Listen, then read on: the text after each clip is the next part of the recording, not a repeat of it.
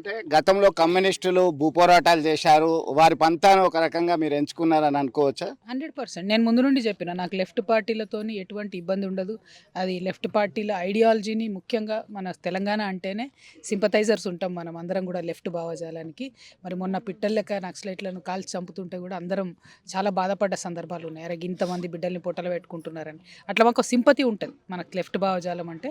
వారి పోరాట పంతాన్ని కూడా మేము ఎన్నుకుంటాం. ఖచ్చితంగా వారి పోరాటంలో చాలా చోట్ల నేను చెప్పినా కూడా ఖమ్మం లాంటి ప్రదేశాలకు వెళ్ళిన ప్రత్యేకంగా చెప్పిన జాగృతి కార్యాచరణలో ఎక్కడ కమ్యూనిస్టులు కలిసి వస్తే అక్కడ కలుపుకొని వెళ్తాం. అవసరమైన చోట మేమే వాళ్ళ దగ్గరికి వెళ్తాం. వాళ్ళు ఏదైనా విషయంలో మద్దతు అడిగినా కూడా వాళ్ళకి మద్దతుగా ఉంటాం. ఎందుకంటే అల్టిమేట్గా ప్రజలకు మంచి జరగాలి. కొత్త రాజకీయ పునరేకీకరణ జరుగుతున్నటువంటి ఈ సందర్భంలో ఖచ్చితంగా లైక్ మైండెడ్ పీపుల్ అందరూ కూడా కలిసి పనిచేయాలి. అప్పుడే ప్రజల యొక్క హక్కులను సాధించుకునే ఆస్కారం ఉంటుంది. కాబట్టి ఇవాళ ఉద్యమకారుల హక్కులను సాధించుకోవడానికి లెఫ్ట్ పార్టీల యొక్క పంతాన్ని ఎన్నుకున్నాం. లెఫ్ట్ పార్టీలు చేసినట్టే భూ పోరాటాలు చేస్తాం.